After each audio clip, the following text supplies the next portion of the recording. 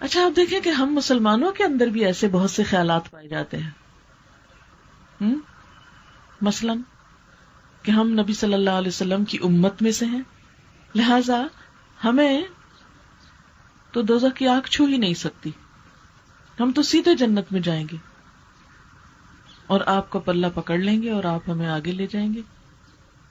آپ دیکھیں کہ نبی صلی اللہ علیہ وسلم اپنے گھر والوں کو، یا بنو عبد مناف، یا فاطمہ بنت محمد صلی اللہ علیہ وسلم، یا صفیہ، سلونی من مالی ما شئتم، میرے مال میں سے جو مانگتے ہو تم لوگ مانگ لو، جو لینا چاہتے ہو لے لو، فإنی لا اغنی عنکم من اللہ شیئا، کیونکہ میں تمہیں اللہ کے مقابلے میں کام نہ آ سکوں گا، اللہ سے نہ چھڑا سکوں گا۔ ہمارے ہاں تو ایسے شعر نعتوں میں پڑھے جاتے ہیں، مسجدوں سے بلند ہوتے ہیں، خدا جو پکڑے چھڑا لے محمد، محمد کا پکڑا چھڑا کوئی نہیں سکتا۔ اللہ تعالیٰ صاف اعلان کر رہے ہیں، خواہ تم نسل در نسل انبیاء کی اولاد ہو، لیکن حقیقت کیا ہے، لہا ما کسبت، جو انہوں نے کمائی کی ان کے لیے ہے، وَلَكُمْ مَا كَسَبْتُمْ، اور تمہارے لیے کیا ہے جو تم کام کرو گے، اور ان کے اعمال کا سوال تم سے نہ کیا جائے گا۔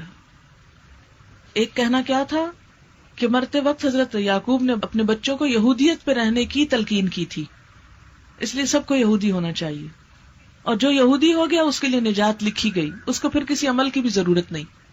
جیسے عیسائیوں کے ہاں بھی عقیدہ ہے نا کہ تم حضرت عیسیٰ علیہ السلام کو بس مان لو، پھر وہ تمہاری بخشش ضرور کرا دیں گے، کیونکہ تم سب کے گناہوں کے کفارے میں وہ صلیب پہ چڑھ چکے ہیں۔ پھر چاہے تم کچھ بھی کر لو، لیکن کیا ہوگا، تمہاری بخشش ہو جائے گی، کیونکہ تم نے ان کو مان لیا، ان کو نجات دہندہ مان لو۔ اسی طرح کے خیالات ہمارے اندر بھی پائے گئے۔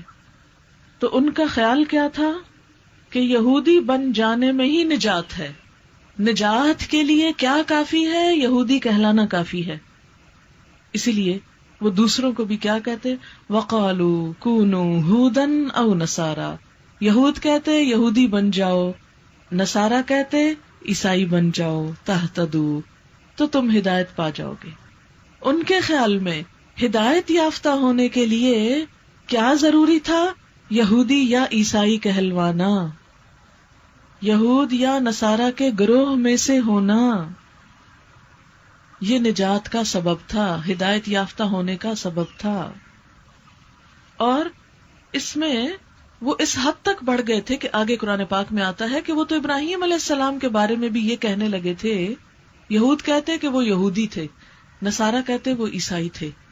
اللہ تعالیٰ نے قرآن پاک میں فرمایا، ما کان ابراہیم یہودیا ولا نصرانیا، ابراہیم نہ یہودی تھے نہ نصرانی تھے۔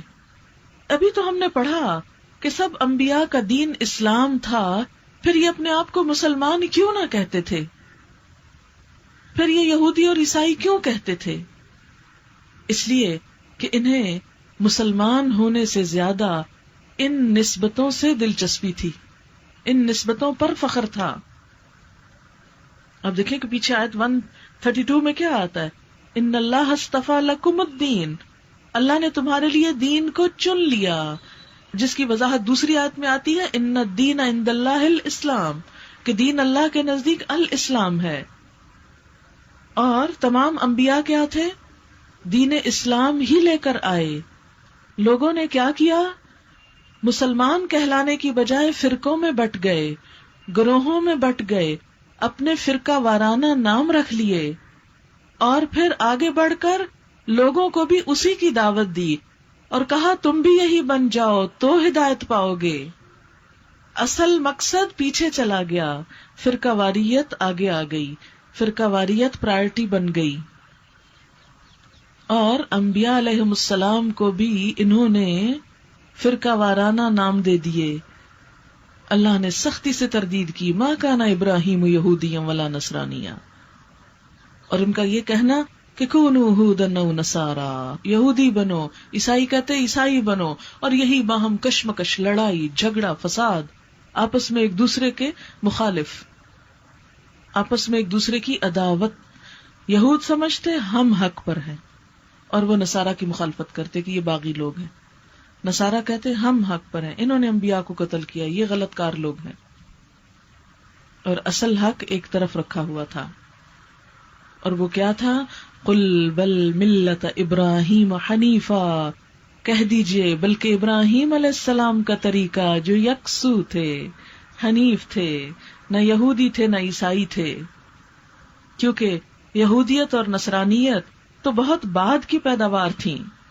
آپ کو معلوم ہے کہ یہودیت اپنے موجودہ نظریات کے مطابق 3 اور 4 صدی قبل مسیح میں وجود میں آئی۔ یہ تاریخ لکھ لیجئے یہودیت کی، یہ جو آج کل آپ جسے یہودیت کے نام سے جانتے ہیں، یہ 3 اور 4 صدی قبل مسیح کی پیداوار ہے۔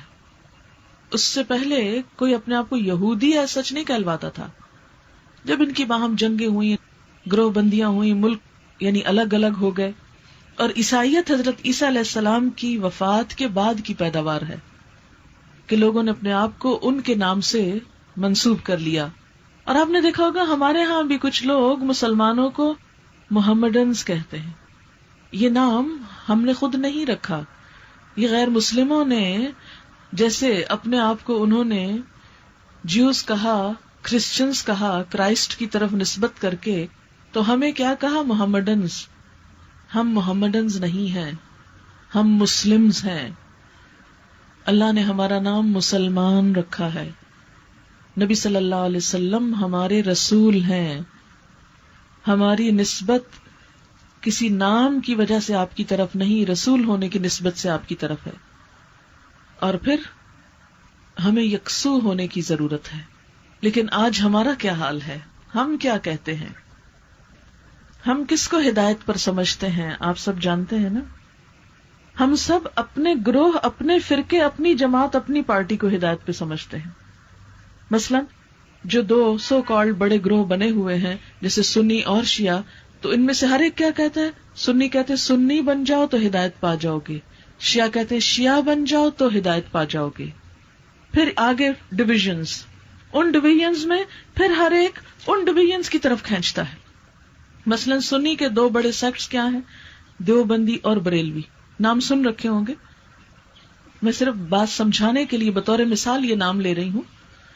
اب ان 2 اسکول آف تھاٹس کی باہم جو لڑائی جھگڑے، جنگ و جدل، اگر آپ نے ہسٹری میں تھوڑی سی بھی پڑھی ہو تو آپ کو شاید معلوم ہو کہ کس قدر کھینچا تانی ایک دوسرے پہ، کفر کے فتوے، شرک کے فتوے، معلوم نہیں گمراہ ہونے کے فتوے، کس کس چیز کے فتوے۔ حالانکہ ہندوستان میں 2 شہروں کے نام تھے جہاں 2 بڑے مدارس تھے، اور جو طالب علم وہاں سے نکلے ان میں سے ہر ایک سمجھتا تھا جس مدرسے سے میں پڑھا ہوں بس وہی ہدایت پر ہے، اور جو دوسرے ہیں وہ ٹھیک نہیں۔ اختلاف سے مخالفت شروع ہو گئی، اور ہر ایک صرف اپنے آپ کو حق پہ سمجھ کے دوسرے کو کفر کے فتوے۔ پھر اس سے پیچھے چلے تو مسلمانوں کے اندر فقہی اختلافات کی وجہ سے، اجتہادی اختلافات کی وجہ سے گروہ بندیاں ہوئیں، مختلف ائمہ کرام کے نام سے اپنے آپ کو منسوب کیا جانے لگا۔ کسی نے کہا میں حنفی ہوں، کسی نے کہا میں شافعی ہوں، کسی نے کہا حنبلی ہوں، کسی نے کہا مالکی ہوں، اور ہر ایک نے کیا کہا؟ حنفی نے کہا حنفی ہو جاؤ تو ہدایت پا جاؤ گے، شافعیوں نے کہا شافعی ہو جاؤ تو ہدایت پا جاؤ گے، کسی تیسرے نے کہا یہ بن جاؤ تو ہدایت پا جاؤ گے۔ اور جو اس گروہ میں نہیں، وہ خواہ اپنے پاس کوئی بھی دلائل رکھتا، وہ ہدایت پہ نہیں۔ اتنی فکر اس بات کی نہیں کہ لوگ بے راہ ہیں، بے دین ہیں، دین سے دور ہیں، جو مرضی کریں، کفر کریں، قتل کریں، جو چاہیں کریں، کوئی پریشانی نہیں زیادہ۔ ہاں اگر کوئی ایک مسلک چھوڑ کے دوسرے مسلک کی طرف جانے لگے تو سخت پریشانی لاحق ہو جاتی ہے، مسلمانوں کو خوف زدہ ہو جاتے ہیں کہ گمراہ ہو جائیں گے اب، اور یہ گمراہ ہونے لگ گئے۔ کیا اسلام اسی چیز کا نام ہے؟ کیا اللہ نے ہمیں قرآن میں یہی تعلیم دی ہے کہ اپنے فرقہ وارانہ نام رکھو؟ جیسے پچھلی قوموں نے اپنے نام رکھے، یہ فرقہ وارانہ نام ہے۔ اللہ نے ان کو مسلمان بنایا تھا، تمام انبیاء دین اسلام لے کر آئے تھے۔ ان اللہ اصطفیٰ لکم الدین فلا تموتن الا وانتم مسلمون ونحن له مسلمون اسلمت لرب العالمین۔ صرف اسلام، لیکن اس پر کسی کی تسلی نہیں ہوتی۔ آج جب قرآن کی تعلیمات کی روشنی میں کسی کو کہا جاتا ہے مثلا میں اپنا ہی بتاتی ہوں کہ میں صرف مسلمان ہوں، تو کوئی ماننے کو تیار نہیں. یہ کیسے ہو سکتا کہ کوئی صرف مسلمان؟ حتیٰ کہ اس بات کا تصور ہی ختم ہو گیا کہ یہ پاسبل ہی نہیں کہ کوئی شخص صرف مسلمان ہو. ضرور اس کو کچھ نہ کچھ اور بھی ہونا چاہیے، کسی نہ کسی گروہ سے تو ضرور ہونا چاہیے. ہو سکتا ہے ہوں اور ہمیں نہ بتاتی ہوں اور دھوکہ دے رہی ہوں ہم کو، پھر اس طرح کی الزام تراشی کی جاتی. آپ سوچیں ذرا، کسی شخص کا اسلمت لرب العالمین کہنا زیادہ خوبصورت بات ہے یا اپنے آپ کو کسی انسان کے نام سے نتھی کرنا، چاہے وہ کتنا ہی بڑا اسکالر ہو؟ اگر محمدن کہنا درست نہیں تو اپنے آپ کو حنفی اور شافعی اور پتہ نہیں کیا کیا کہنا کہاں سے درست ہے؟ کیا ان ناموں کے بغیر ہم مسلمان نہیں کہلا سکتے؟ اور اس بات کی کیا دلیل ہے؟ کہاں ہے وہ دلیل کہ اسلام صرف ایک خاص مسلک میں بند ہے، ایک خاص نام یا ٹیگ کے نیچے ہی اسلام ہے، اور اگر کسی پہ وہ ٹیگ نہیں تو وہاں اسلام ہی نہیں؟ قرآن یا سنت میں کوئی دلیل لائیں، کہیں بھی نہیں. پہلے حق کا خود ساختہ معیار تیار کرتے ہیں، خود ایک نقشہ بناتے ہیں، خود اس میں عمارت بناتے ہیں، اور خود کہتے ہیں اب اس عمارت میں جو ہم بیٹھ گئے یہی ہے حق سارا. یہ ایسی حماقت ہوگی اگر ہم یہ کہیں کہ جو اس ٹینٹ کے اندر ہے بس وہی صحیح مسلمان ہے اور جو باہر بازار میں جا رہے ہیں وہ سب گمراہ ہیں. اگر کوئی ایسا کہے تو انتہائی احمق ہوگا. لیکن افسوس کہ دین پڑھنے والے اور پڑھانے والے اس چیز پر سٹریس کرتے ہی نہیں، اس چیز کی طرف آتے ہی نہیں. کیوں؟ اس لیے کہ ان ناموں کے ساتھ کچھ مفادات بھی وابستہ ہیں، ان پہ زد پڑتی ہے. آپ دیکھیں کہ اگر واقعی مسلمان ایک ہو جائیں تو یہ بہت سارے لیڈرز باقی نہیں رہتے نا، پھر کہ رہتے ہیں، سب ختم ہو جائیں. تو ظاہر ہے کہ جن کو لیڈر بننے میں مفاد ہے، میں کسی ایک خاص شخص کے اوپر یا کسی کی نیت پہ شک نہیں کر رہی، لیکن ایک مرض کی نشاندہی صرف کر رہی ہوں. اگر آپ مجھ سے اختلاف کرتے ہو ضرور کیجئے، کوئی اعتراض کرنا چاہے ضرور کیجئے، کوئی کمنٹ کرنا چاہے ضرور کیجئے، جس طرح مجھے بات کرنے کا حق ہے آپ کو بھی حق ہے. لیکن ہم سب خواہش کرتے ہیں کہ اتحاد ہو جائے مسلمانوں کا، لیکن نہیں ہو پاتا، کیونکہ بات یہ کہ عوام میں اختلاف نہیں ہے بڑا. عوام کو تو یہ بھی نہیں پتا یہ فرقہ کیا اور وہ کیا اور وہ کیا ہے. عوام بیچاروں کو کہاں خبر؟ اگر کوئی اپنے آپ کو کچھ کہتا ہے اور آپ اس سے پوچھیں کہ وہ کیا ہوتا ہے، مثلا اگر کوئی اپنے آپ کو شافی کہتا ہے اور آپ اس سے پوچھیں تو اس بیچارے کو نہیں پتا ہوگا وہ کیا ہوتا ہے. کس نے یہ جگہ جگہ کے رکھی ہوئی یہ چیزیں؟ عوام کے دل میں دین کی محبت ہے، اللہ کی محبت، وہ اللہ کے لیے خالص ہونا چاہتے ہیں، لیکن عموماً رہنما جو ہیں وہ ان کو جڑنے نہیں دیتے، کیونکہ اگر وہ جڑ جائیں لوگ تو پھر اوپر بھی جڑنا پڑے گا نا. تو پھر اگر اوپر ایک ہو جائیں تو پھر بڑائی کس کے لیے رہے؟ بڑائی باقی نہیں رہتی. تو یاد رکھیں، دین کا حقیقی پیغام عام ہو نہیں سکتا جب تک ہمارے اندر عاجزی نہیں آئے گی، جب تک ہماری ساری کوششوں کا مرکز اور ہدف اللہ کی رضا نہ ہو جائے. اب دیکھیں کہ جب آپ کی نیت اللہ کو راضی کرنا نا، کوئی آپ کا شکریہ ادا کرے کہ نہ کرے، کوئی آپ کو فیض پہنچائے کہ نہ پہنچائے، کوئی آپ کے لیے دعا بھی کرے کہ نہ کرے، کوئی آپ کا احسان مند ہو کہ نہ ہو، بتائیے کوئی نقصان ہے پھر اگر اللہ راضی ہو جائے؟